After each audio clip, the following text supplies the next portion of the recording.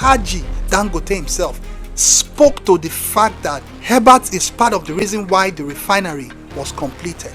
Because when he was discouraged, Herbert was there to encourage him. Even though Herbert is like a mentee to Alhaji Dangote, he supported him in all ramification. The quality of your life is the quality of the people you choose to work with. If you have 5 friends that are winners, you are actually 6 because you are the 6th winner. Choose the people you build with wisely. Find someone that complements your strength. Be willing to partner with people. Be willing to allow people invest in your business. Be willing to let go. If you want to build something of repute, don't be obsessed with control or ownership.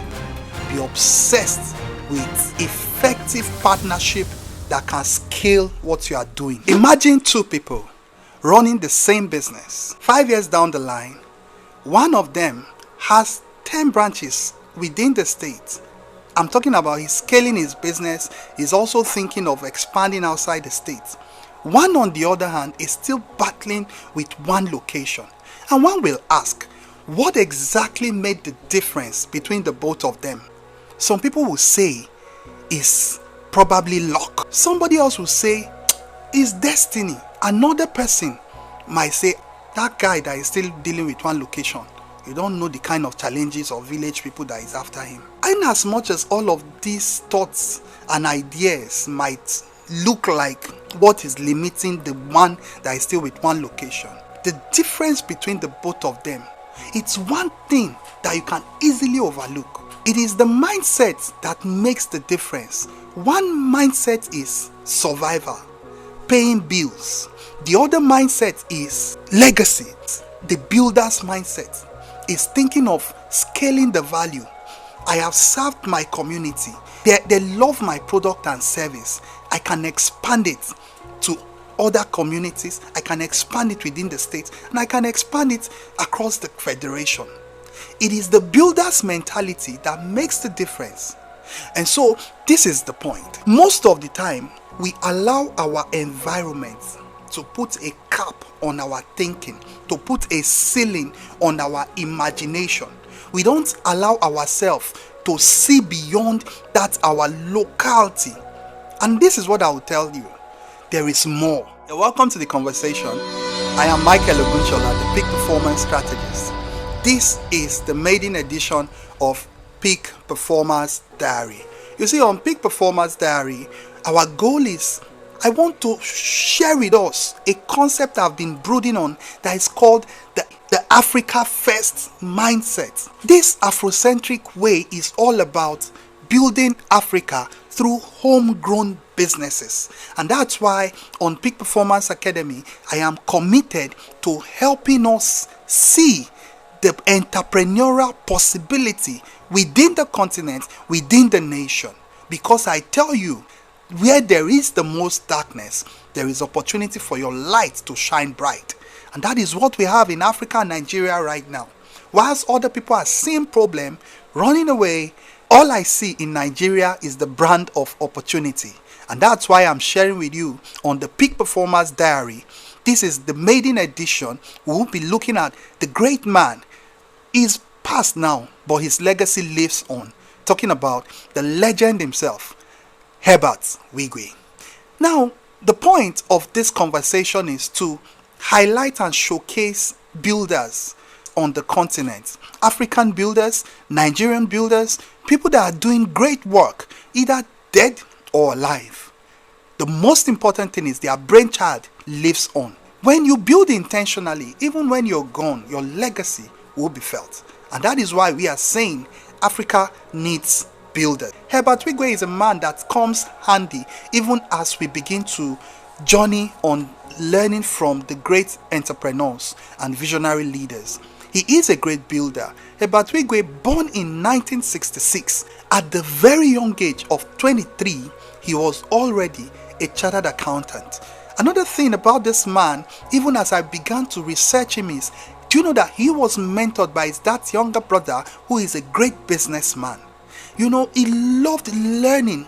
Little wonder why so early on his career jumped up, and at 23 he was already working at GT Bank more than a decade later, was appointed an executive director at 33, just about 10 years later. And you just wonder that this guy is on a trajectory, because when you look at 23, chartered accountant, 33, bank director.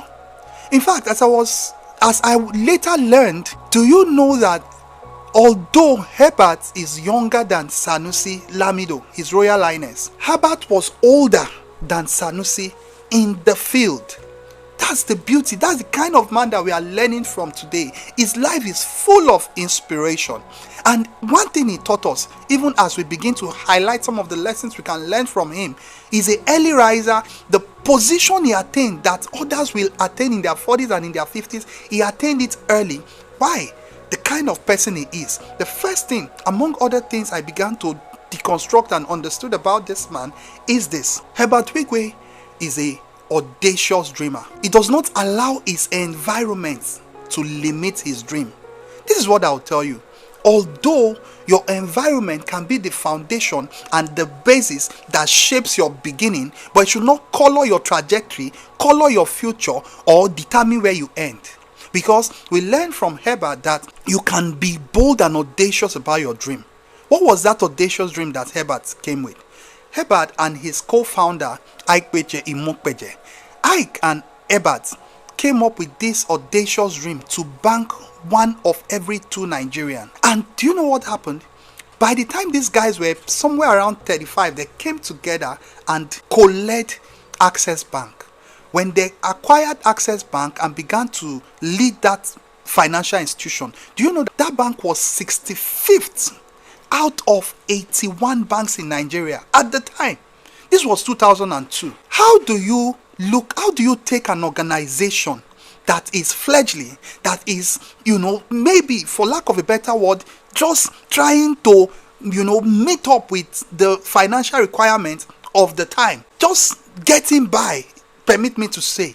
They took that organization and they transformed it into what it is. The only way they were able to transform it into what it is before he passed, and even today, is this. They had an audacious dream. The audacious dream to bank one of every two Nigerians. You will fast forward later to somewhere around 2024, before Herbert passed. He shared how that as of that year, they had more than 40 million customers in the country. And research has also put it out there that as of today, they have more than 65 million customers across the globe. And they are a leading financial institution, even doing better than the likes of First Bank and, banks that are over 100 years old. Telling us something. If you can dream big and commit to the process of manifesting your dream, dreams do come true. Because we have seen from the life of Herbert that you can start from a little space, but with a big dream and a commitment to follow through. Your beginning might be small.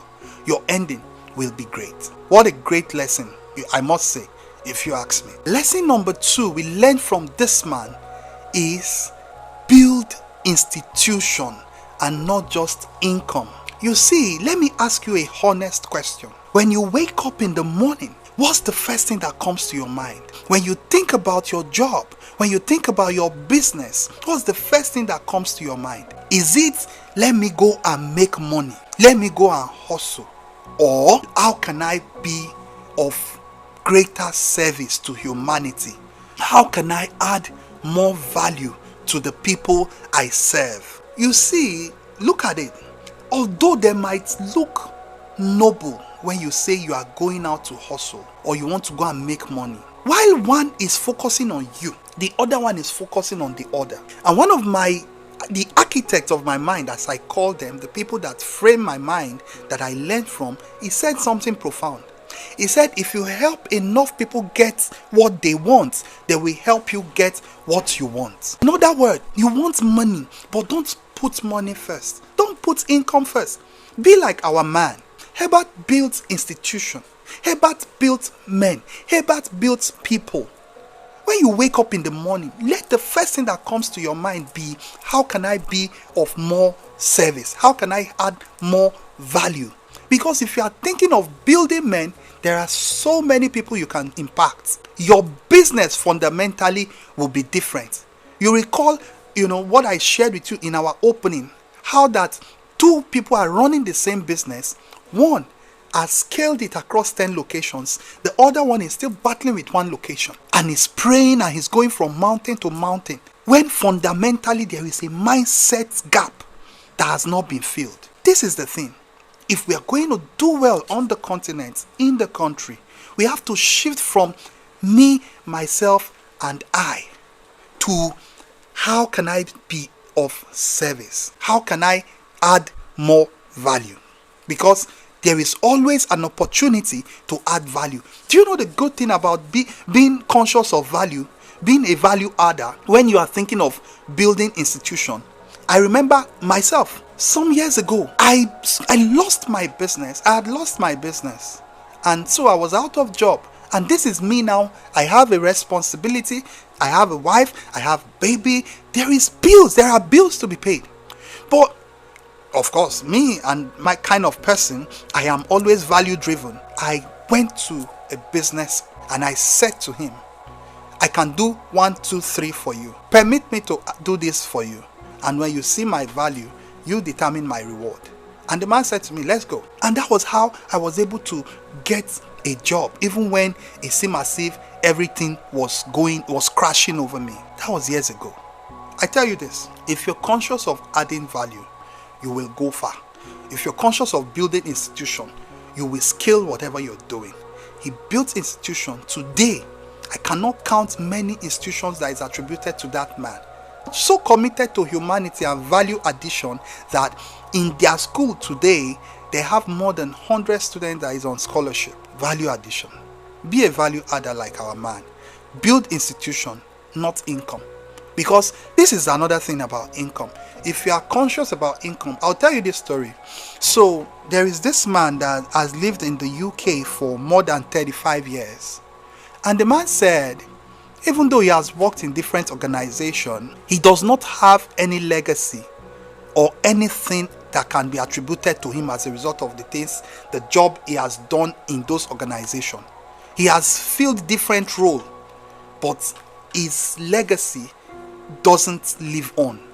And the man is an African living in the diaspora. Even though he's an African living in diaspora, spent about 38 years. Yeah, he said he actually went to the UK in 1988. How will you spend 38 years in another man's country and all you have to your name is, he was even saying it, that if you come to him now for £10,000, that he cannot put it together after 38 years. That's because he was building income all along. And something about income is bills will take income. So I challenge you, commit yourself to building something of great repute. No, imagine that man was building maybe even a farm business, or imagine he was committed to planting, let's say, maybe coconut trees, or let's say palm trees, or let's say mango trees. By now, those mango trees will be producing massive fruit. And that's the beauty of when you are committed to building something that lasts. I must say this. Maybe it's because of deprivation or something has happened to us as a result of colonization that makes us to always think of today. What is in it for me? Oga, how much you go pay me? No, don't be like that. Be the kind of person that says, I am here to build something that will outlive me. I am here to build institution, to build a legacy. That legacy is what I live for. It's what I breathe. And who knows, you might be another Herbert that will be studying tomorrow. So another lesson we learn from this man is the power of collaboration. That it is very possible to build with people. There is an adage in our land that says, if you want to go fast, go alone. But if you want to go far, go with people. You see, as Africans and Nigerians, we are communal people. There is a concept I learned from Nelson Mandela. It's the Ubuntu concept. I am because we are. Nelson Mandela said his dad taught him something, that there is a staff they used to hold then when they are in village meeting, that staff will not allow you to speak until that man that is speaking has finished speaking and is understood. That is like a communal way of doing things. It's not, don't be about yourself. Let it be about the other person. Let it be the kind of person that understands fellowship, that understands partnership. Because even if you ask Herbert, he is past today, but well, during his tribute, a lot of people said a lot, but his friend said something profound. His friend said, there is no way he would have achieved whatever he has achieved without his partnership with his friend. So choose the people you build with wisely. Find someone that complements your strength. This building in silos and hush way we do things in Africa, we don't want the other person to know what we are doing. We are just building, in isolation. Everybody is just being secretive. Well, there is a place for, moving in silence, but there is definitely something superior to just moving in silence. There is the power of collaboration. There is a place of choosing your partners wisely. Do you know, because of our people don't know how to build with others, when people that can be of value to them come around them, before you know what is happening, they begin to become wary and suspicious. If you just take a look at Emeka and Musa. Emeka is good with marketing. Musa is good with operation. If Emeka and Musa comes together, do you know what will happen? They will build a great business because everybody is focusing on their strength. That's the beauty of collaboration. It's like a synergy. It's, we have done the SWOT analysis. I have identified my strength and I have identified my weakness. You are there to make up for my weakness and I'm there to make up for yours and vice versa. And so our strength is now what is going to be displayed because we are doing what? Collaborating. We are partnering. Access Bank is what it is today because two guys understood how to partner. The quality of your life is the quality of the people you choose to work with. If you have 5 friends that are winners, you are actually 6 because you are the 6th winner. And if you have 5 friends that are losers, you are actually 6 because you are the 6th loser. So choose the people you build with wisely. There is wisdom in trying to complement your weakness. And do you know that even nature teaches us that? Honestly.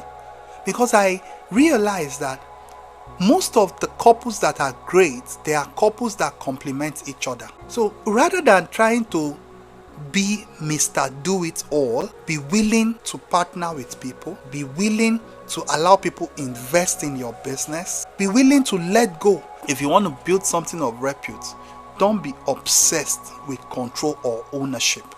Be obsessed with effective partnership that can scale what you are doing. Because look at my guy, the man we are learning from today. Herbert owns probably 7% of Access Holding. So much for a man that owns 7%. Say the kind of impact and wealth he commands. Organizing events for people, doing things for people. One of the people that came to also say a tribute to him was Alhaji, His Royal Highness Sanusi Lamido. And Sanusi Lamido said this man celebrated his 60th birthday and even, paid all the bills for the birthday and the book launch. And I was like, wow. Sanusi Lamido could not even hold himself to present the tribute. He was just sobbing like a baby. That is the kind of wealth this man commands. But guess what? It's because he chose to build with somebody and he chose his partner wisely, and him and his partner are doing things together. Herbert and Ike Mokweje, they are friends, colleagues from GTB, both trained. Do you know the beauty of these guys? Do you know that they were both appointed to be directors at GTB the same day? It was 3 of them that were appointed to be directors at GTB the same day. So the 3rd person actually also gave a tribute during Herbert's funeral service. And the man said, Herbert went to the executive program at Harvard, and upon his return, he became restless. He had a dream. This is making me kind of very emotional right now because there is something about builders. Africa needs builders. And so Herbert has that dream. Herbert's ultimate dream is to see a transformed Africa where his institution can compete globally. I just pray that our legacy will live on, because there is a lot of potential on the continent and little impact. Let us have big and ambitious dreams. The lesson we learned from the life of the man Herbert is he was given to pursuing excellence, not average. The pursuit of excellence has to be a lifestyle for us if we want to build businesses that last, if we want to do things that will outlive us. Don't celebrate I have finished well. It's like when you're writing exam and you are eager to go and submit your script. It's not about going to submit your script. If you are going to submit your script and you have not written anything, or you have just ticked all the wrong answers, what is the value of your finishing first? In Africa, we celebrate that something has finished, but is it well done? Mediocrity is not going to be welcome in the new Nigeria and in the new Africa we are birthing. Mediocrity is no longer welcome in the new Nigeria and the new Africa we are birthing, because in the new Africa we are birthing an Africa that we are going to export to the world. In other words, we are building businesses, like I've said earlier, that will compete favorably with our peers across the globe. That was what Herbert did with Access. Look at the institution Access Bank. Look at the Access Holding. Anywhere in the world, they can compete shoulder to shoulder. Two people are selling product. Two people are doing business, selling food in the market. One has customers coming and returning, and the other one doesn't have enough customer.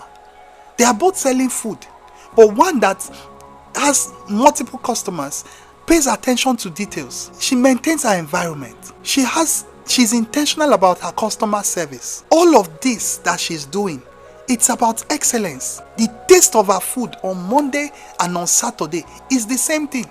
Become committed to pursuing excellence. That anything that come out of your office, your stand, whatever you represent, whatever we carry your logo on it, let it be known for excellence. Like our man. I remember when Access, when they acquired Access and began to run Access. This was 2002. I was actually working somewhere as a young man, as a younger person, and when I will go to that bank, there is an experience I have that is different. And in sharp contrast, I will go to other banks, I will leave unnamed, and I'll be like, but I just left another bank. It is because one is committed to excellence. Until today, Access Bank still delivers on that promise. So let your business be about excellent service. Don't be mediocre.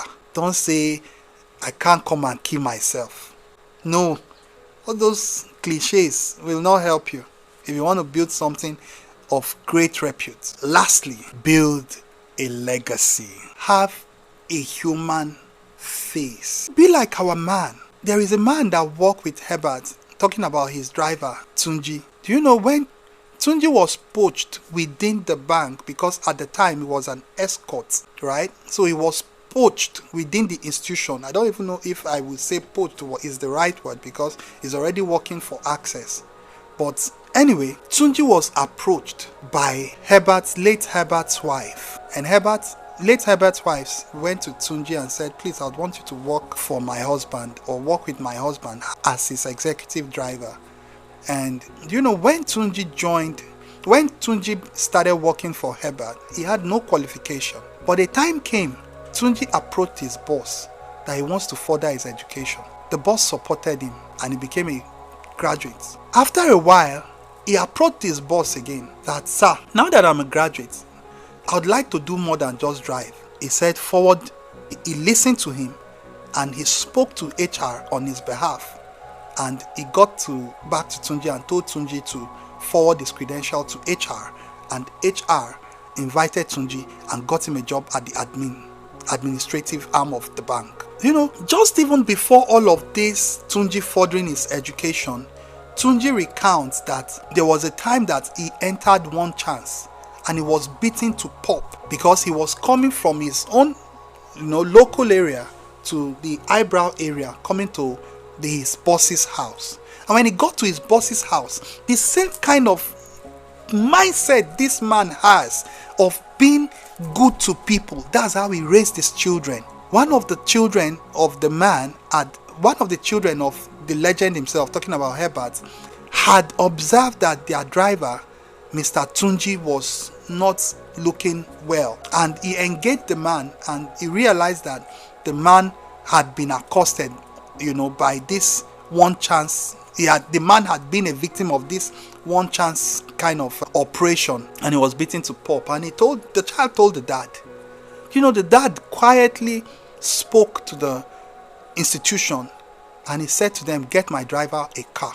That was how Tunji owned his own car. Herbert is a reflection of somebody that built men, made Tunji own his car, made Tunji become a graduate, made Tunji has his masters. Even when Tunji was working in the admin, Tunji still said he wanted to still work with Herbert as his executive driver. Tunji is living his best life today because somebody invested in him. The legacy of Herbert lives on.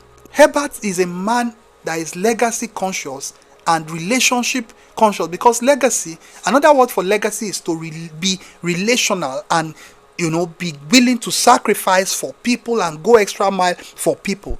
Alhaji Dangote himself spoke to the fact that Herbert is part of the reason why the refinery was completed, because when he was discouraged, Herbert was there to encourage him. Even though Herbert is like a mentee, it's not even like a mentee. Herbert is a mentee to Alhaji Dangote.